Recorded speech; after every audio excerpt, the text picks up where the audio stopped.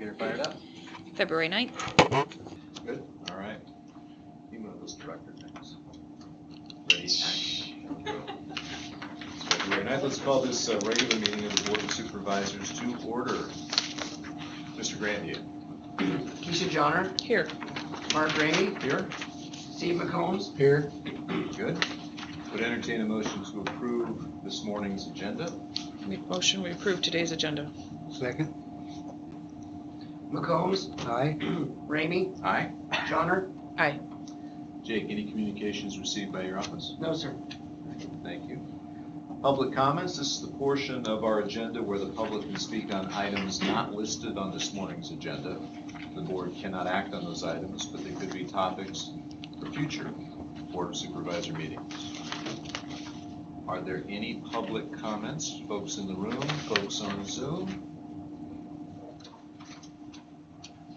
We are hooked up on Zoom, right? Yes, sir. Okay. Hearing none, we'll move on. We'll entertain a motion on this morning's consent agenda. Make motion we approve today's consent agenda. Second.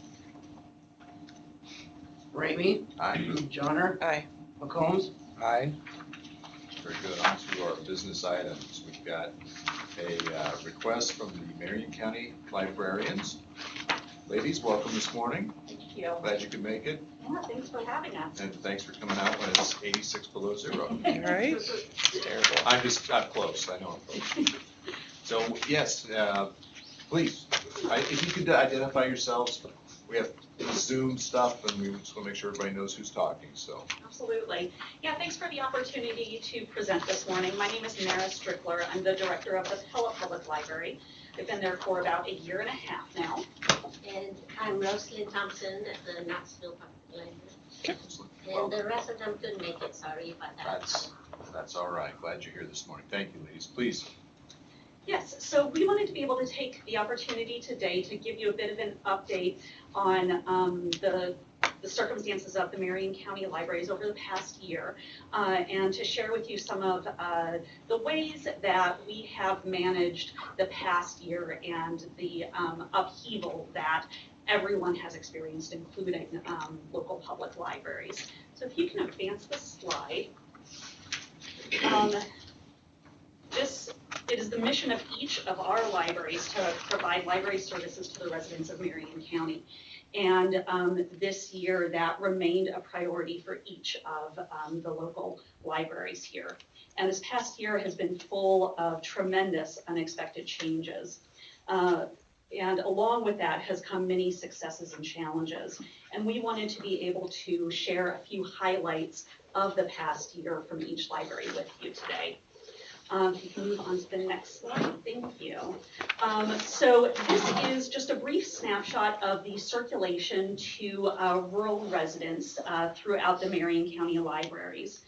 And circulation of library materials is generally proportionate to the local population, but of course circulation is just one measure of library services.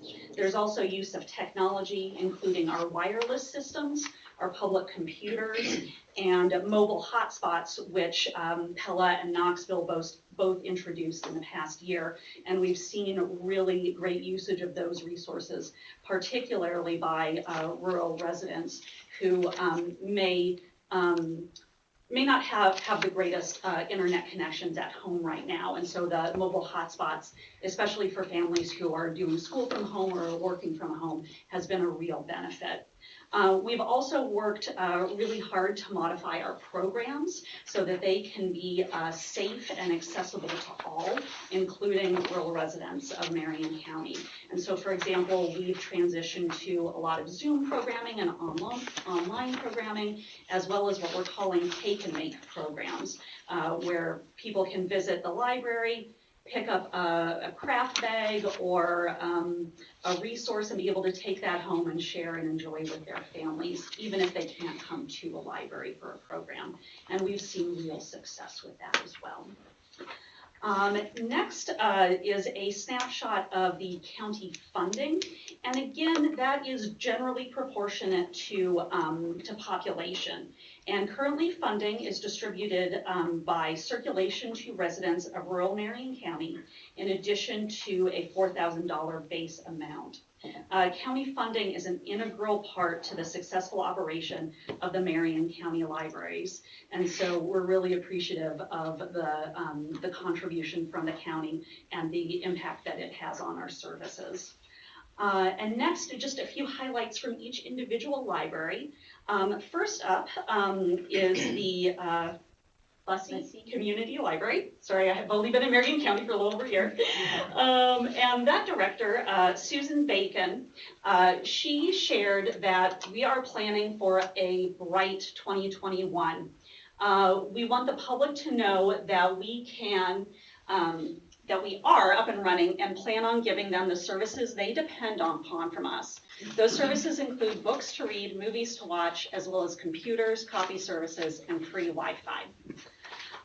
Next, I'd like to invite Rosalind to share some highlights about the Knoxville Public Library. Okay, well, last year was interesting, you know, and when I looked at the numbers, we were actually closed 15 weeks out of 52 weeks, you know, with the move and everything. So I thought the stats came out pretty well considering that, and especially doing the pivot in the middle, you know, in March, and had to really switch things around. But we still were able to offer a lot of in-person programs, and then after that, online programs.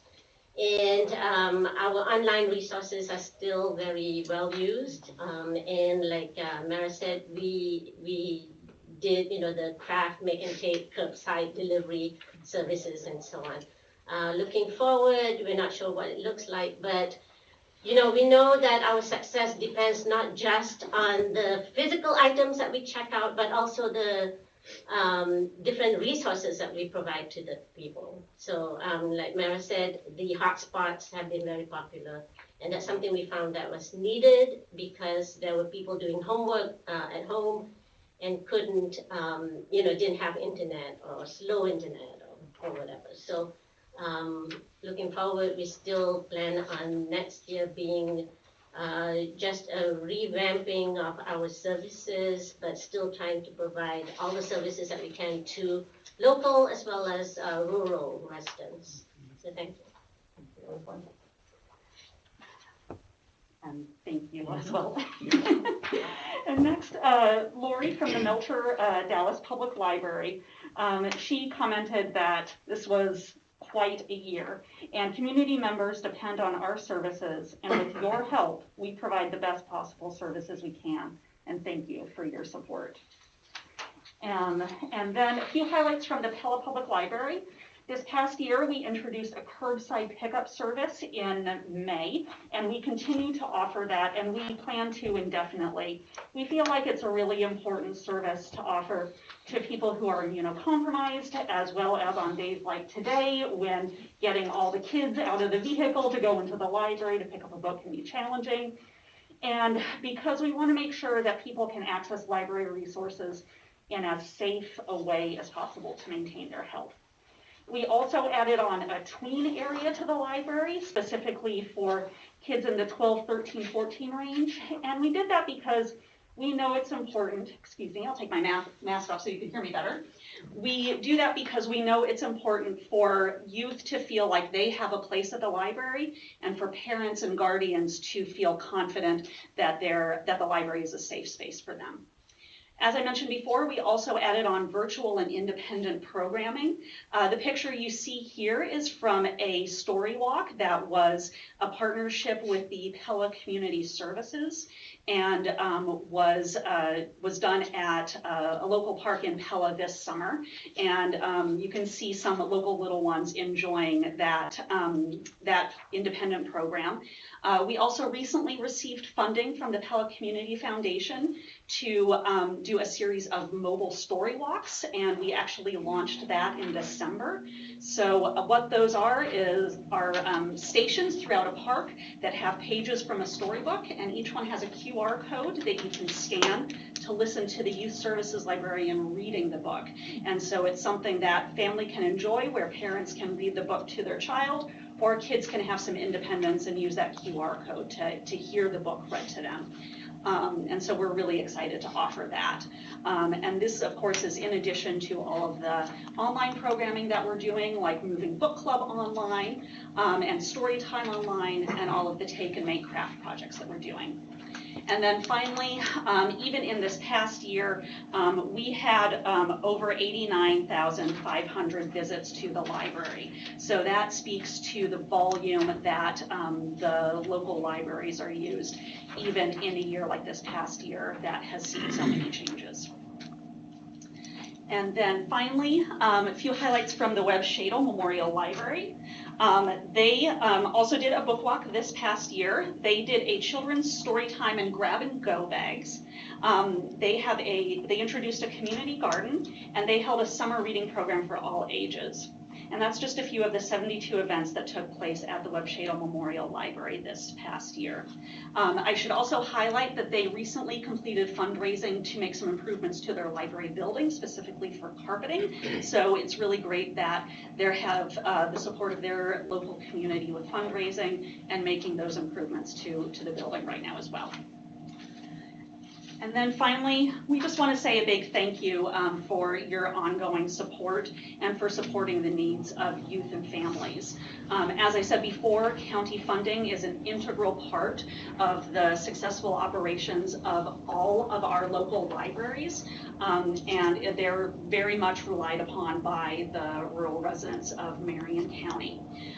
We are asking for a modest budget increase because we know that static budgets are ultimately budget decreases in the long run. And so we have asked for a funding increase to $96,000 for all Marion County libraries. And as I said before, that's currently distributed based upon circulation to rural residents at each of the local libraries, in addition to a $4,000 base funding to each library. So that is our request for the next fiscal year, and we appreciate your consideration, your ongoing support, and your time today. And of course, if you have any questions for me or for Rosalind, we'd be happy to answer them to the best of our ability today. I did want to add to Yes. that we received a grant from the American Library Association for $3,000, and we are using that towards a county-wide community read that we hope everyone will participate in. And it's one title for all of us to read. We're celebrating diversity and inclusion in our communities. Very good, thank you. Ladies, thank you very much. Thank you for the presentation. Jake, what was our library outlay last year? 95,000. 95. Very good, thank you. The proposal has the 96. Has 96 built in. Maybe this was a Jake question, but the state requires the counties to levy a minimum tax. Yes, sir. Is there a maximum on that levy? Not that I'm aware of. And all funds that go to counties are through this levy, not through any. The funds that come from Marion County to these libraries are out of the Rural Services Fund, Fund 11. I'm just So trying to Yep. get clarification. And I think it's like 7 3/4 cents or something like that per thousand on the rural valuation. Okay. I don't have that sheet with me. Yeah. Historically, you guys have about doubled that. Marion County's 2021 allocation to libraries was .1154 per $1,000 assessed property valuation. Right.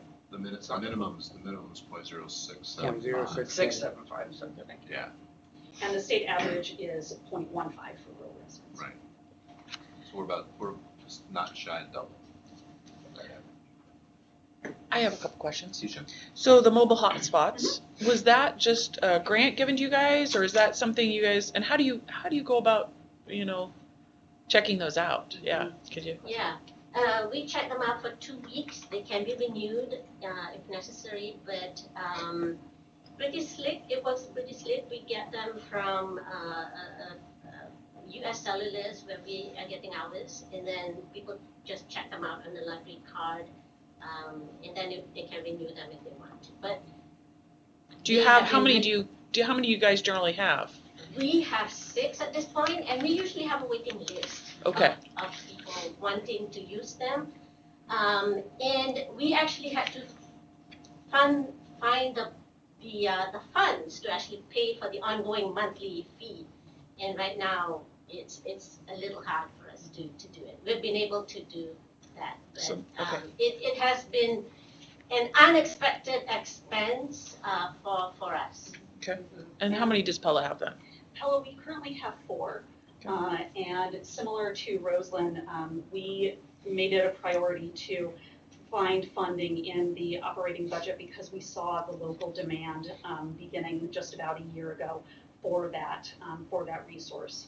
And ours are actually through Verizon. And in addition to using local operating funding, we do have a small gift and memorial as well as some support from our local friends group. But it has been a challenge because they are, I think they're very worth the money, but anytime you're looking to add a new resource to your budget, it's a challenge. Okay, and is there any restrictions on those hotspots? You have a hotspot, you have it, I mean, is it meaning like what you're able to do with that hotspot? Does that make sense, what I'm asking? Right, they're about $40 each a month, and it's I think it's 4G and it's unlimited data. So unlimited data, there's no restrictions, like at the schools, they can only look at certain things there's no restrictions on those hotspots. Because we know that they're used by the whole family, we don't set restrictions on them. They do get turned off automatically if they go to overdue, but that is different than restricting what content can be browsed while it's checked out. And similar to Roseland, the hotspots usually have a wait list. So while folks generally would have the option to renew them if there isn't anyone waiting, because of the high demand for them and that wait list, we get really quick turnaround on them. Another question is printing, scanning, copying. Do you guys charge for that? It depends on the library. We charge for printing. We don't charge for scanning. Okay. And we also charge for faxing. Right, we do. Okay. And because of the pandemic, we kind of left a donation jar on the desk instead of having to handle money. But if someone made 5 copies and it's 75 cents, A copy? it's 15 cents a page. Oh, And okay. then they just put in $1. Okay. And then one other thing, is there currently no overdue fees? That's correct. Both Knoxville and Pella, we eliminated overdue fines this past year. Pella at least still charges for any lost or damaged items. But because we know that overdue fines can ultimately be a barrier for a lot of people who are most in need of library services, that's why we made the decision this past year to eliminate those overdue fines. Is that something that you're going to be doing indefinitely, or are you going to be? At this point, it's an indefinite change in policy. And part of the reasoning for it as well is because we saw the income from overdue fines going down over the years, both because we're seeing an increase in electronic resources, because we as the library are doing a better job with communicating with our patrons by sending emails and texts, reminding them when they have an item that is going overdue. And because what we found was that some individuals who were, again, in the greatest need of library services had the least ability to pay for those overdue funds. Okay. Yeah, we just saw, the fine threshold for us was $2, and if people owed $2.60, they could make use of the library, and we just saw that as being unfair. That people who needed our resources could not make use of them. So we eliminated the fines. I have a question though regarding the hotspots. How do you go about that if they're not returning them? I mean, that to me is. We can deactivate them. Yeah, but so that. There'll be no. Yeah. And then they would be charged for it as a lost item for the replacement. Okay, and if they lose an item, because currently, like if I lost a book, and I can't just go buy the book off of whatever, and bring it to you, I have to go through you. Is that correct? It depends on the library. Okay. Some libraries do accept the individual to buy an exact replacement and bring that in. You're right, for a hotspot that wouldn't be possible, but for a children's book that may be. Why is there a difference between libraries? Different policies, local policies. Because we are actually, we all have local library boards of trustees that would, Policies. would form the policies. And then my one final question for you is, so if you choose not to return, let's say the hotspot, a book, whatever, then are they not allowed to? Okay. To run out again, okay. So what's your mechanism for you keep track of what a rural resident, what's your mechanism for doing that? We have different patron types, and so we have coding for local city residents, for residents of rural Marion County, for residents of other towns in Marion County, and then for folks who live outside of Marion County. So that allows us to keep track of the circulation to each of those patron types. Based on what? Well, An address or? On their addresses? Okay. Yes. Mm-hmm. Because on their application forms, they will put down if they were Marion County residents, if they lived off city limits, Okay. if they came from Lacona, Milo. And that's what you base your funding request on for the rural sector. I'm assuming that the incorporated cities, you have your funding source from the incorporated cities also. Yeah, and we, again, can pull the information to our circulation to our local residents in town and to other Marion County communities as well. Okay. Very good. Steve, anything else? No? Good, thank you. Ladies, thank you very much. What I'd like to do is very similar to what we did last year, and I think we've done this like 2 years in a row. Kind of took your presentation, thought about it a little bit, and then we'll put this on the next agenda, Jake, to approve or have further discussion on. It's a pretty significant outlay, and I think, at least my perspective, ladies, is we've got, and I don't know if this is the right, if these two work together or they work against each other, but the drive for rural broadband, the things we're seeing in the schools, the things we're seeing in the libraries, sometimes as a board, we look at all these different boards and requests, and I wonder sometimes if they're all kind of going in different directions, or if there's any coordination. Good question. And I think that's something I need to just kind of sort out in my mind a little bit, to come back with some questions maybe, or just say, okay, I think I've got it figured out that these are different, because you got to be serving some of the same populations, right? That need the rural broadband, that need the additional support for schools. I know we had these discussions with COVID. People were talking about free broadband service and that type of thing, and then what the libraries do. And it's not that libraries aren't important, they are very important. But I think I need to think through the different requests for funding that we get, so as a board, we don't segment these as much as we used to, because there's so much overlap now. Does that make sense? Mm-hmm. I think so, and I certainly appreciate that. I'll just share, I had the opportunity to serve on a board this past year that was making recommendations to the state regarding plans for broadband. And we in the public library, we certainly see the role of public schools in that, as well as the importance of getting broadband into the home.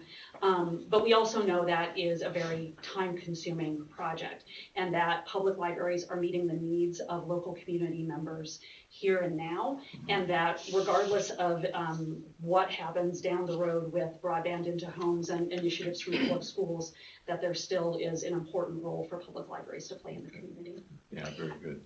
Would it be fair to say that all the libraries in Marion County are basically doing the same services? We have a lot of the same services. My point is, why wouldn't you have a standardized policies for all the libraries? Each library locally is considered a city department rather than a county library system. So some areas like, I believe it's Dubuque County, has a countywide system. They would have the same policies for each of their libraries, but as city departments, each has their own library board and their own local policies. And I know you may not know this answer, but the Pleasantville, the Webb, Shady, before our next meeting is, can somebody give us an update on where they're at? I know that maybe there's possibility of funding, or, you know, so I need to, Yeah, we can share that with Joellen and ask her to send an update too. yeah, we appreciate that. No, that's a good point. Very good. So- Ladies, thank you so much Thank you. for coming out in the cold. Yes, thank you. Thanks for your Presenting to time. us. We sure appreciate it, board. Thank you for your questions. Mm-hmm. With that, I would entertain a motion to close discussion on this item. Jake, if you could make a note to put this on our next agenda. I'll make motion to close discussion. Second? Johnner, Aye. McCombs, Aye. Ramey. Aye, very good. Thank you again, ladies. Appreciate Thank it. you. And we will make a decision on this in our next meeting. Absolutely. Next, we have Mr. Craig Egan here, Central Iowa Regional Housing Authority, to provide an update. Craig, welcome. Thank you. Good morning. Good morning. I serve at your pleasure on the Central Iowa Regional Housing Station Board. The Central Iowa Housing is 6 counties: Boone, Dallas, Jasper, Madison, Marion, and Story. Marion is by far the smallest footprint on the Central Iowa Regional Housing because Knoxville has their own housing authority, which covers some of Pella also. We do have, they do service families in Melcher and Pleasantville. They actually own some facilities in Melcher that Central Iowa Housing does, as they do in other places. And they do those. As with most people on the board, when I served on this board when I was a supervisor, I was normally the only supervisor on there. Once in a while, there was a second one as the board members come and go. But most everyone on there is appointed by either a city council or a county board of supervisors. And there are multiples from some counties with, again, a larger footprint. Our job with the board is just much like many. We oversee finances, we oversee personnel. Monthly, we will look at disbursements, program statistics, portability payments, banking balances, financials of all kinds, and create the budget, when the time comes for the following year, and have input on some of those things. We've been meeting for the past year with Zoom meetings. We have the board has, I think they have a good staff and they do a good job. Sometimes I personally question some of the things. We handle an awfully lot of federal tax money that goes to people who need housing assistance. And sometimes it's frustrating. In fact, I brought one thing that, this is something we've looked into. I actually shared this with the board when I was serving previously, or one at that time. Thanks, Craig. I'll hand it down. This is what we refer to as the portability payments. Okay. And it's just one of those things that everybody on the board really dislikes this. We don't have much we can do about it. We have tried. We are in touch consistently with with Senator Grassley and Senator Ernst, and they're aware of this, and they don't like it either, but they are overpowered by others in the urban area to really do anything about it. But this, when people get a voucher, and they come and they have to sometimes wait to get a voucher to be able to get one of these assistant payments monthly. But vouchers are portable, so people can go elsewhere, so they can get an Iowa voucher. Now, if we give someone a voucher, the average is maybe in the $450 area that they will help a person with. But if they take this voucher and they decide, I want to move back to Chicago, or I want to move somewhere else, and we're required by law to pay whatever the amount is that they are paying out there. We have to subsidize that. So we get this monthly of the ones that we're having to pay for. Again, we have brought this up to the senators and so forth. And how many vouchers is a individual? How many times can they get this voucher? The same individual? Continually. Yeah, Really? this is a, For a assistance for lifetime. the, yes. But I had to point this one out to, again, I did bring this up once before. But actually at the last meeting, this one has been appearing. And some, as you see, some in the more urban areas are it's San Diego or Washington State, and they're much higher. And I asked the last time, I said, hey, I asked our executive director, the one at the very top, the Housing Authority of Snohomish, Washington, $2,743. Is rent really that doggone high? And she says, well, actually, that one is our house payments. And that was one thing that I didn't know, that we will actually buy a house for someone if they fit the other criteria, and they end up with the house that we're paying for. Can you give me that criteria? Yeah, you got the time? Oh, it's, you know, so that's why I say there's some of these things that are a bit aggravating. We do have, you know, we have programs where people, many times single mothers, they'll be in the program, and after a period of time, they do get education, they do things and really do move forward and move off the system. And it's very rewarding when that happens and feel like we've done a good job, but there's... Isn't that the intent of the system? It is the intent. I don't know if it always works that way or not. But anyway, there's not a lot new happens up there. I currently serve as vice chair. I've been one of the longest serving board members currently and was asked to do that, so I do, and that's basically what we do at the Central Iowa Regional Housing Association. We have about 50 employees between staff and, you know, we do have maintenance people and so forth, because as I say, they do own some facilities, quite a number in some of the other counties. Could I answer any questions, please? How do you keep your administrative costs so low?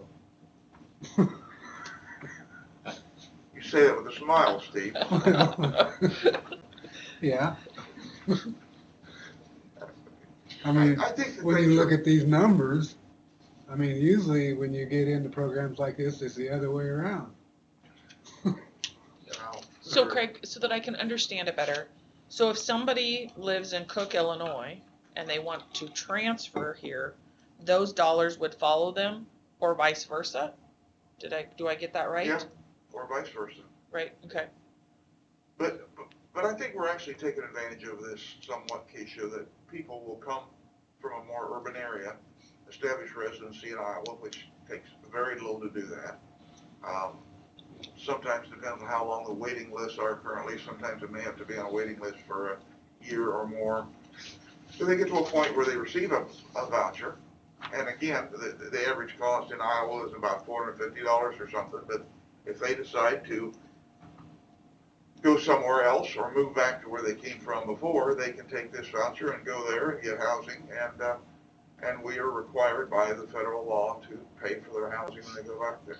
Does it switch the amount? So if renting here is cheaper than it is in Illinois, does it reduce at all? That's gonna be my question. Do you get what I'm saying? Or does the voucher, the full amount, you know, if they're coming from Illinois into Iowa and it's cheaper to rent in Iowa and that voucher is covering all of their rent versus, What happens to the you know, rest? 2/3 what of their happens to the rent? rest of the money on that voucher? Is it weighted by Yeah. the cost of the area? Yeah. do you know?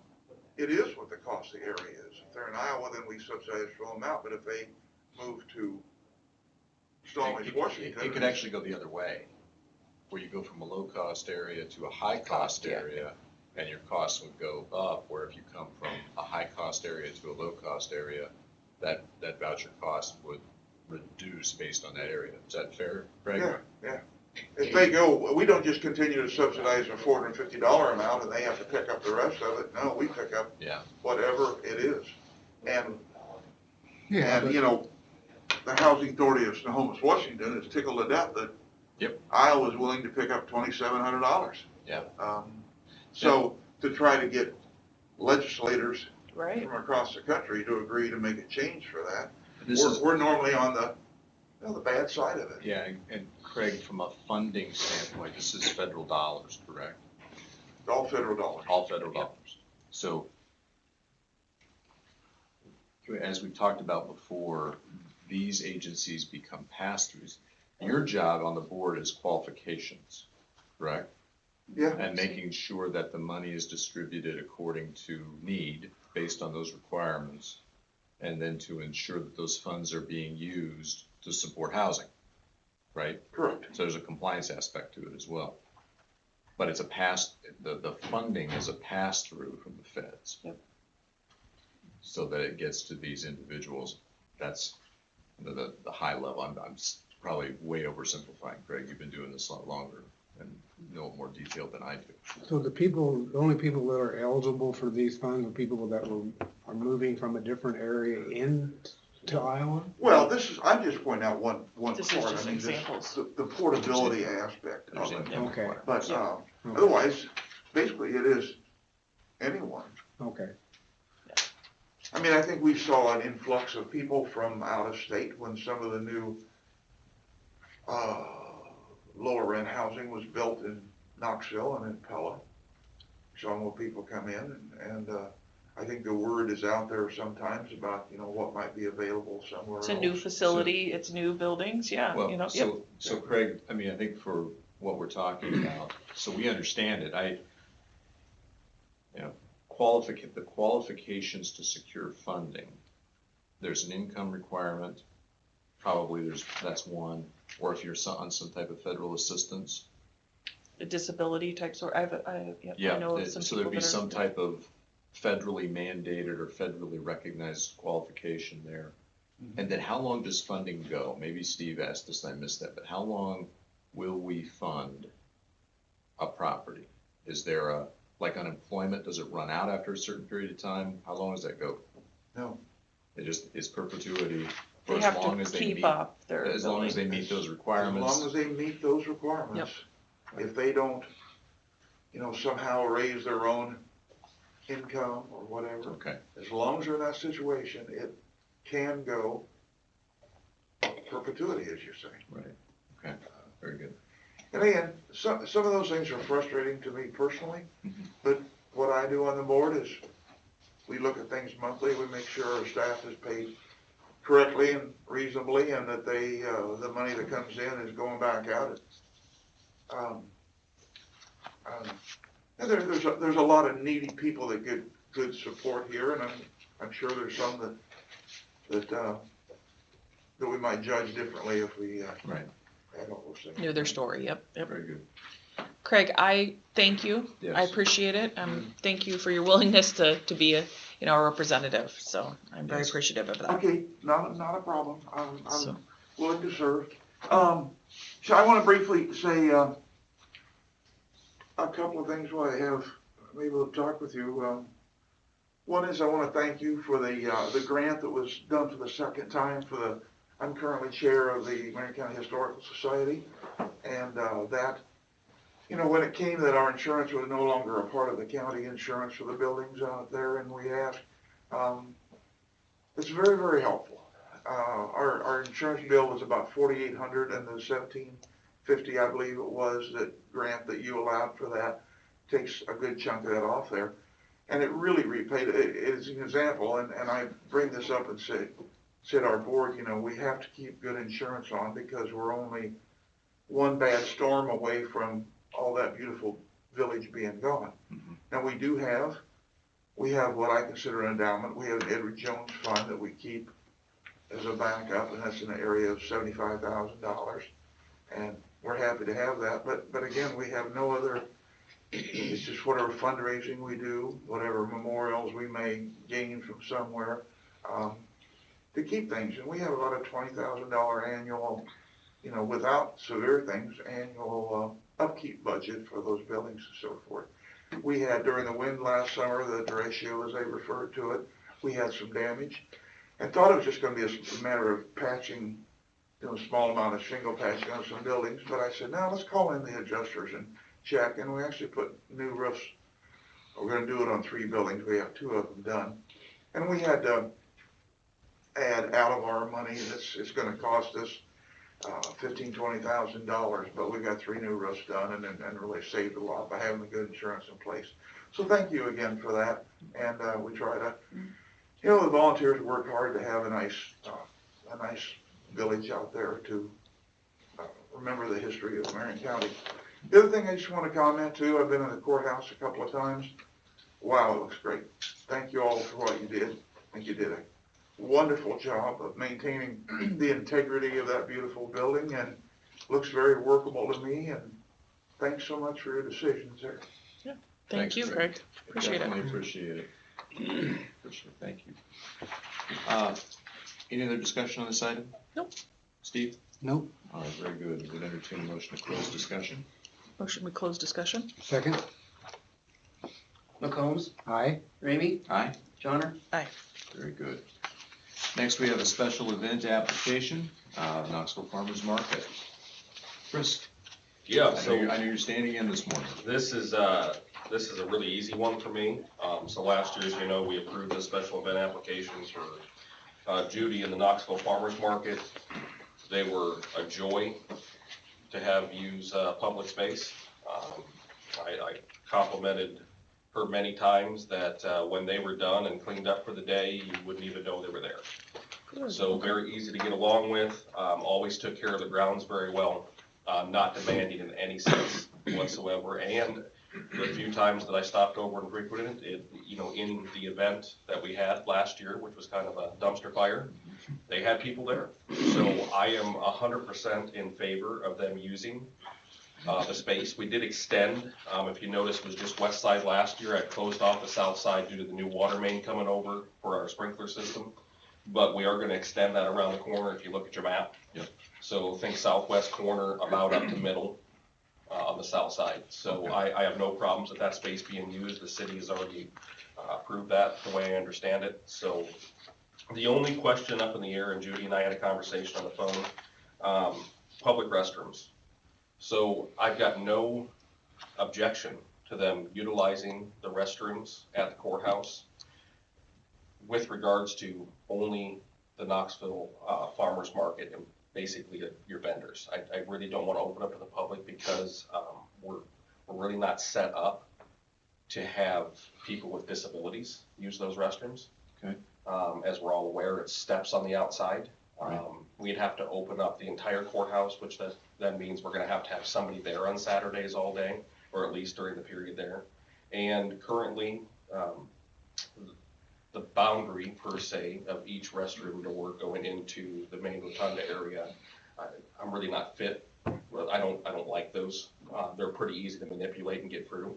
So I have to address some of those things from a facility standpoint before I'm gonna open those up. Just know ahead of time that I'm looking right now at costs to get that done and timing. As you know, we've got a lot on our plate with the VA and this incessant, never-ending snow. So, All right. other than that, I'm good with it. They're great to have on there. It's great to see things happen on the square. So Very good. So as far as restrooms go then, Chris, that's TBD? yes, that's TBD. Okay. But otherwise, you're okay with everything else? Absolutely. And Knoxville has signed off as well. All right, good. Board, any questions or discussion? Okay, I'm glad to see it uptown. Thank you, Chris, for working with them. yes. Would entertain a motion on this permit application. I move we approve the special event application for Knoxville Farmers Market. I'll second. Jake? Ramey, Aye. Johnner. Aye. McCombs. Aye. Very Mr. good. Chair, there's a comment for that.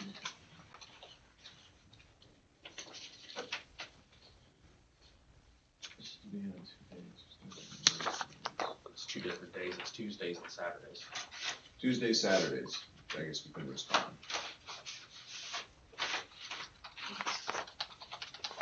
And it's throughout the summer, right? Mark, this is Ed. I don't know if you folks can hear me. Yep. I just don't, the application as it's filled out and it Yeah, I see what he's saying. is only for 2 dates. It's not for, and so my concern is just if they are intending to do it all summer, just from our insurance's perspective, that we make it abundantly clear that we are accepting it for the entirety of the summer and not just we approved it for 1 date and then they were here after the fact. That I'm reading it as they've only requested for Saturday, May 22nd and May 25th, not starting on that day for 8 weeks or however it is for the entire summer. Right. So that was my only 2 cents. No, appreciated it. We'll make the, yeah. Good So- catch. Good catch. Thank you. So noted for the record. Very good.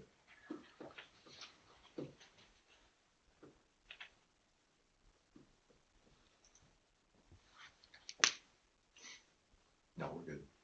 Thank you, Chris. All Next, we have Class C liquor license renewal, Slideways Karting Center. Anybody to speak on that?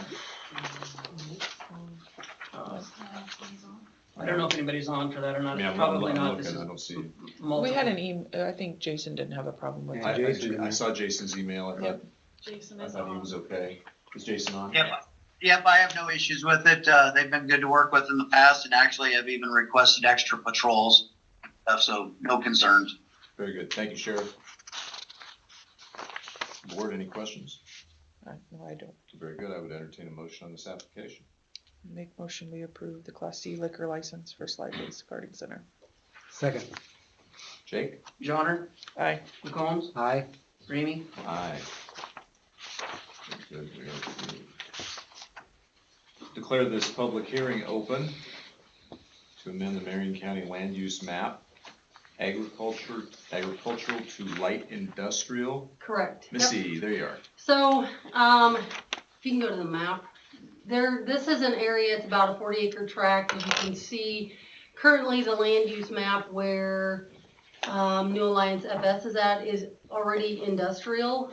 The proposal is to take the rest of that triangular, about 40 acres to light industrial, which would still allow, this is not a zoning change, this is only on the land use map, but it does open up potential expansion for other types of, whether it be commercial or farm ag related, ag commercial related uses. As it's shown, there's also a cell tower in that area. So this is in preparation for the next petition, obviously, to amend it so that commercial type uses can be allowed under the land use plan in that area. I did a public hearing before my zoning commission, sent out notices, obviously public hearing now where notices were sent.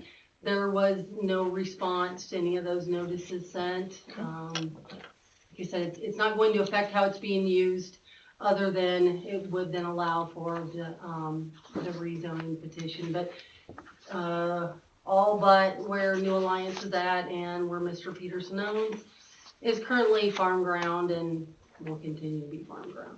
Okay. But it would allow them to, if there is other such uses that would want to relocate to that area and it is a good highway location, then it would allow for such things. Okay, very good. As this is the public hearing portion, are there any public comments on the proposed amendment to the land use map? Anything coming through? Emily?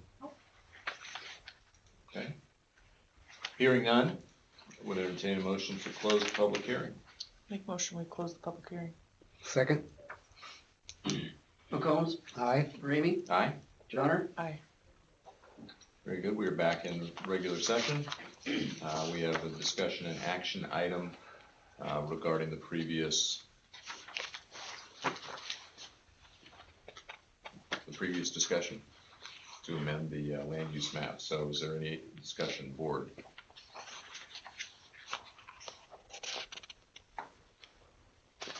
I don't see anything controversial on this. Missy, you didn't get any responses I from did the not public? get any response from any of Your them. board approved? Correct. Did not see any issues? They did not see any issues. With land use changes, it's always harder to determine in the county. It's a broad area of what may be, where you may need to amend things. But this, like you said, it makes sense. The history is showing that there is development in either commercial or ag commercial type uses, and so I think it, rather than to do small tracts, it makes sense to amend that area. Sure. Keisha, Steve? I don't have anything. Yeah, I'm I good would with it. entertain a motion then to approve the amendment to the Marion County land use map. Make that motion. So moved. Second. Ramey, Aye? Johnner, Aye. McCombs, Aye. Very good. It is approved. Next, we have a declare the public hearing open on proposed zoning ordinance 2021-1. This is a petition from Josh Peterson. So, yeah, Missy?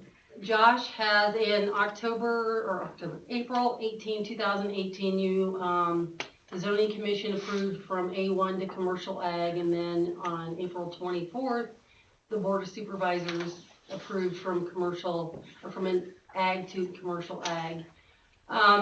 Josh was at that time doing diesel repair shop, and it fit within the commercial ag.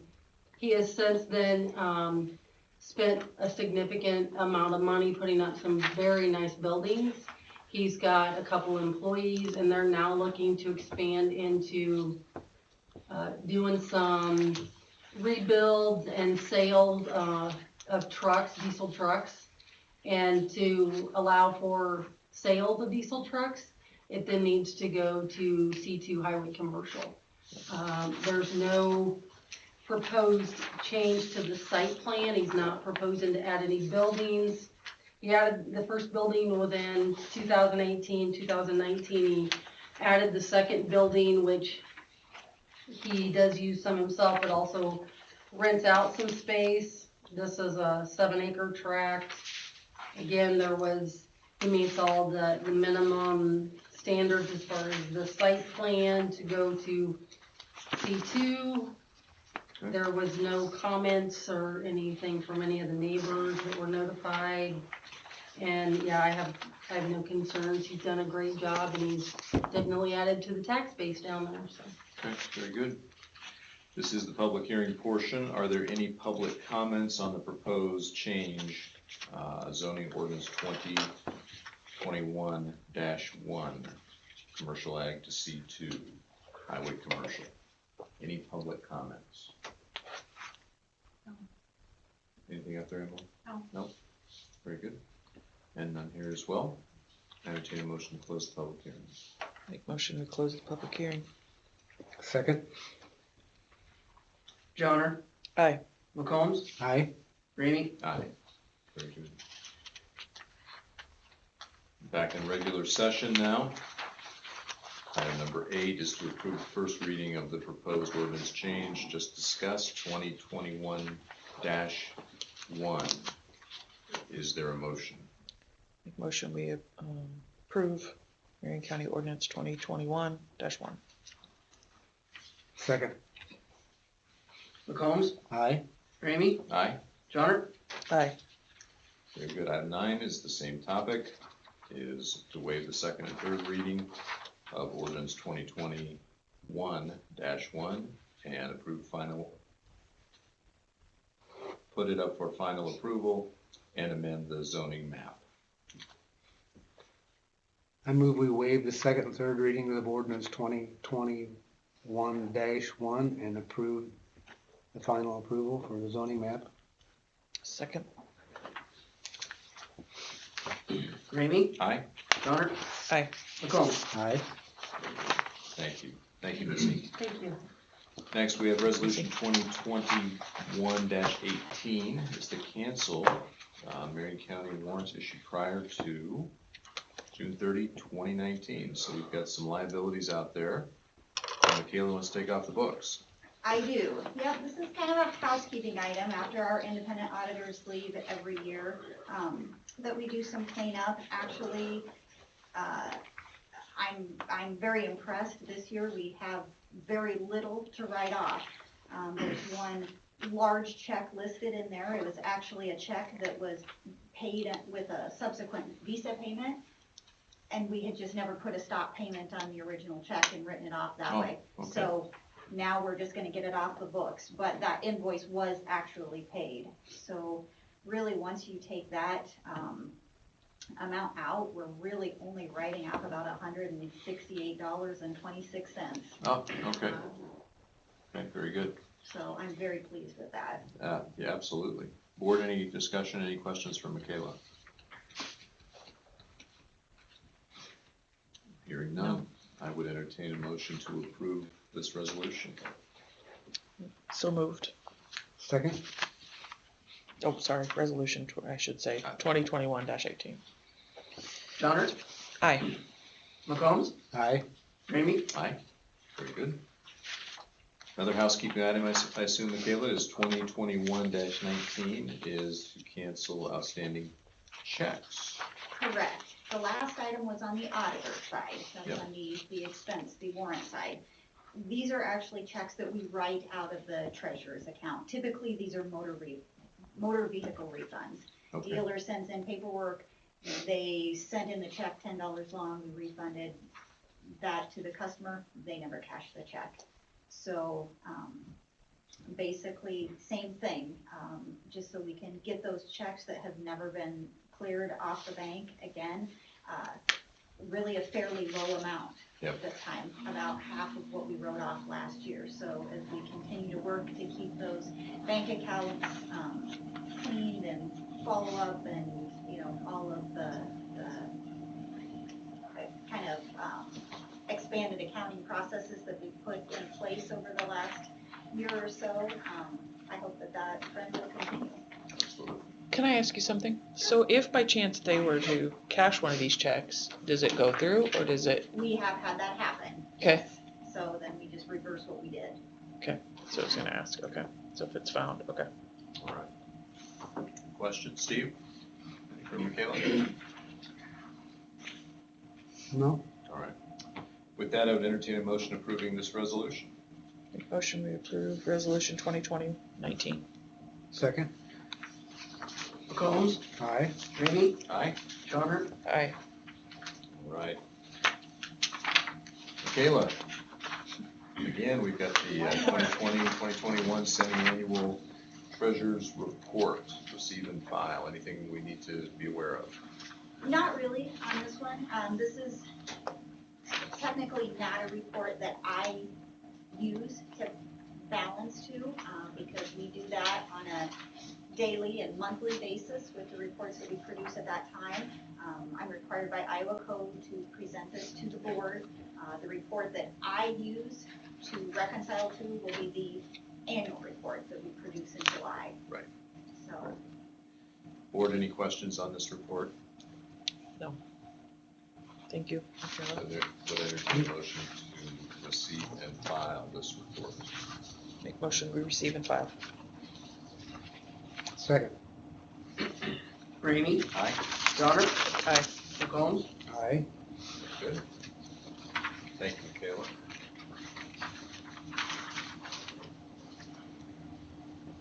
All right. Resolution 2021-20, which is a resurfacing contract. Tyler.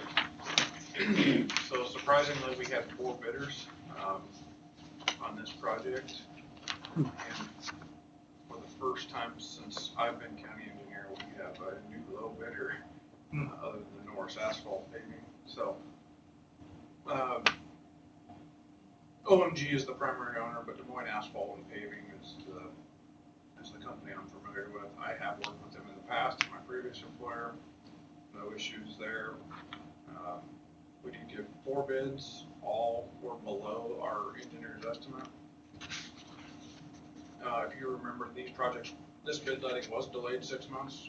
Originally, these projects were supposed to let in July. And due to possible shortcomings in revenue due to COVID, we delayed them to January. And the result was very good, I believe, because the bids came in much lower than unit prices. Usually we just add a little inflation to unit prices from the year prior. That's how we come up with our estimates. And you can see these bids were all significantly below. I think this one is 23% below my estimates. Is this the entirety of 40th Avenue? Yeah, so the 40th north of Pleasantville, the north 1,200 feet will be completely reconstructed, removal of concrete, sub-drain tiles added. We already put some in ourselves. Yeah, that was my question. And all full depth paving, including the intersection of Irving, which is not currently paved. The 4-way gravel intersection at the bottom of the hill, we're going to completely pave that intersection as part of this project. The pavement currently stops at the intersection. Okay. So I recommend award the contract to OMG. Is there a motion? Yeah, I move we approve resolution 2021-20. I'll second. Johnner, Aye. McCombs, Aye. Ramey, Aye. See, application requests were Quick. had 8 cups of coffee today. That's why those reflexes are so. That's what just. 2021-21. Tyler. So, similarly, we had 3 bidders on this. Norris was the low bidder. And, this is for paving shoulders on Highway T14, utilizing a traffic safety improvement program grant, for majority of the project, $500,000 funded through that safety grant program. We applied for probably close to 2 years ago now. Funding was just became available on July 1. Bid letting was also delayed until January. We're matching that with STBG funds. So this is, since STBG became available 2 or 3 years ago, this is the first project we've done utilizing those funds. Okay. It was currently a different program under the previous federal transportation bill. So this will be our first STBG swap project. I don't foresee any issues with that. But it's nice to be able to utilize that as a match without any local or farm to market, which was the previously you had to do 80-20. So we could not have just used STBG to match the safety funds. Okay. So, it just makes it easier for us. And gives us more flexibility across our funding sources. Recommend approval to Norris for this project, which also came in under our bid. So it's just shouldered, no pavement widening? Or, Paving, shoulder paving. yeah, okay. So do you think this is gonna help us out during the floods? So Possibly. as far as repairing all of the shoulders all the time? Possibly. Hopefully, right? So, you know, that's what we hope. Depends how bad the flood is. That's right. Yeah, true. All right. Is there a motion on this resolution? Yeah, make motion, we approve resolution 2021-21. Second? McCombs, Aye. Ramey, Aye. Johnner, Aye. All right, very good. Thank you. Tyler, thank you. Thanks, Tyler. We've got the extension of Families First Coronavirus Response Act. An extension known as of that. COVID leave. COVID leave. And Lisa, I think you're just asking, should we continue with our current policy through the end of February? Yep, we're kind of taking it month by month. I am still seeing employees still utilizing that. Yeah, I think there is still a need. Yeah, I wouldn't have an issue with that at all. Board? I just want to make sure that I understand. So if they use their COVID leave, since we're into a new year, that doesn't mean they get another No. 10 days or so. Correct. I wanted clarity on that. That is correct. Okay. All right. Steve? I'm okay with it. Excellent.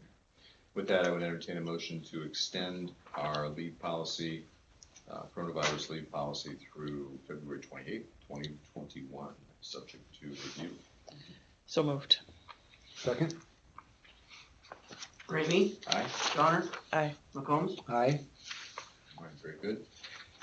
Now we have Marion County's initial bargaining proposal for our AFSCME Iowa Council 61 unit, union unit out of the Sheriff's Department.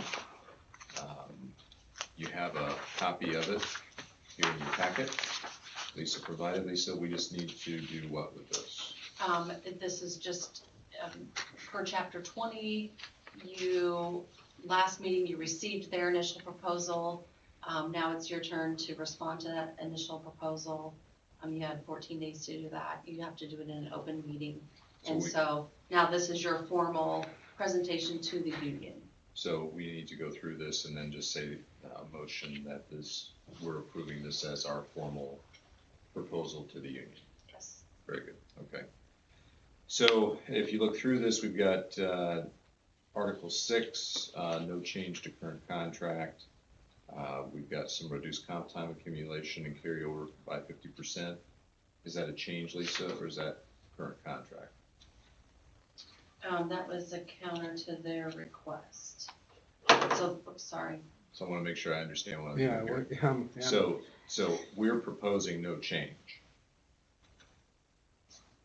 Except reducing what they already have by 50%.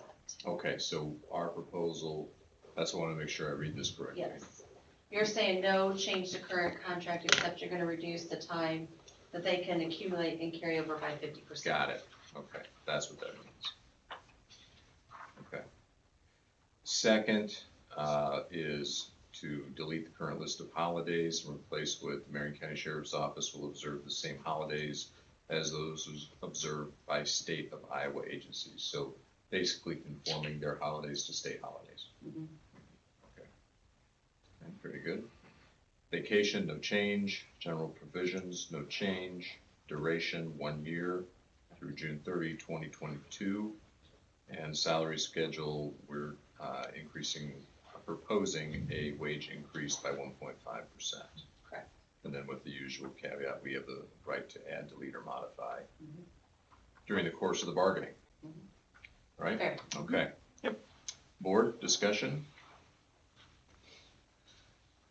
I don't have any discussion.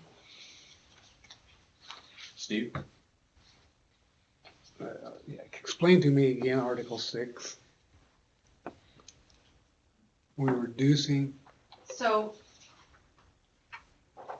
they were asking, the initial proposal was asking to be able to accumulate for a specific group of sheriff's office employees.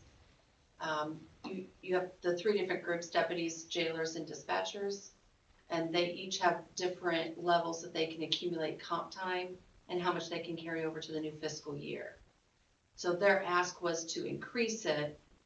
Our proposal counter offer was to reduce what they already have.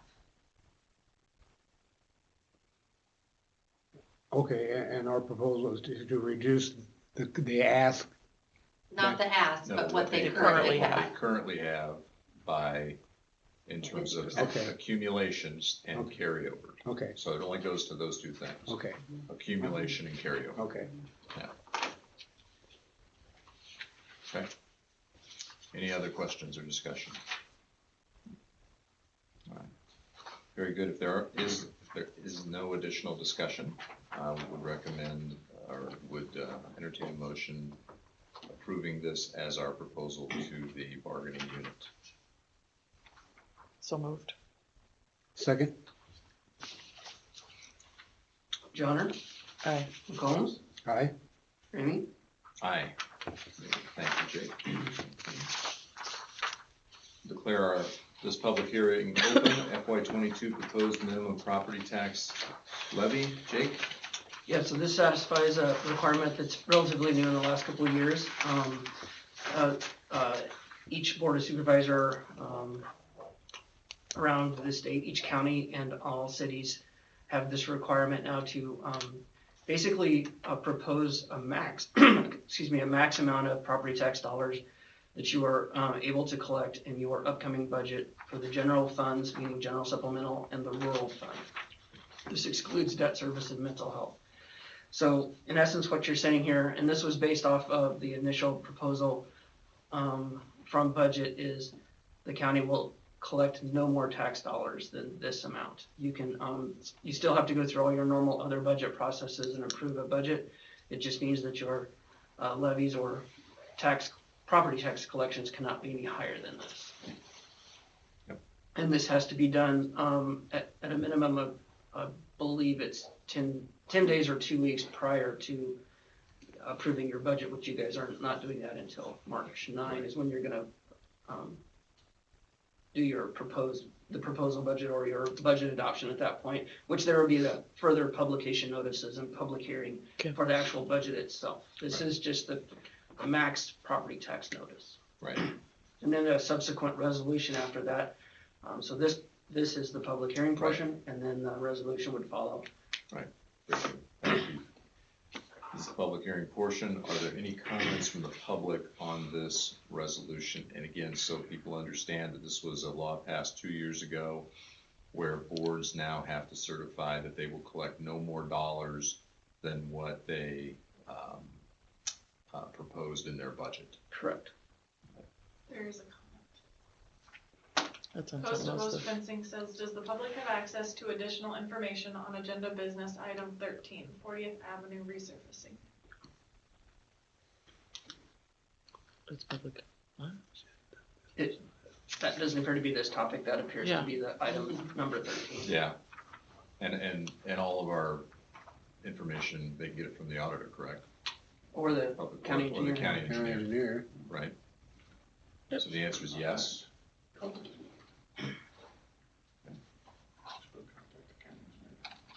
Are there any public comments on resolution 2021-20-23? We see anything in one? Very good. With that, we'll entertain a motion to close the public hearing on this item. Make motion, we close the public hearing. Second? Ramey, Aye? Johnner, Aye. McCombs. Aye. All right, very good, thank you. Resolution 2021-23 is the approval of the FY22 minimum property tax dollar allocation we just discussed. I make the approval, or are we gonna? Yeah, Is can there I? a motion? Yeah, I'll make the approval of resolution 2021-23. Second? Johnner, Aye.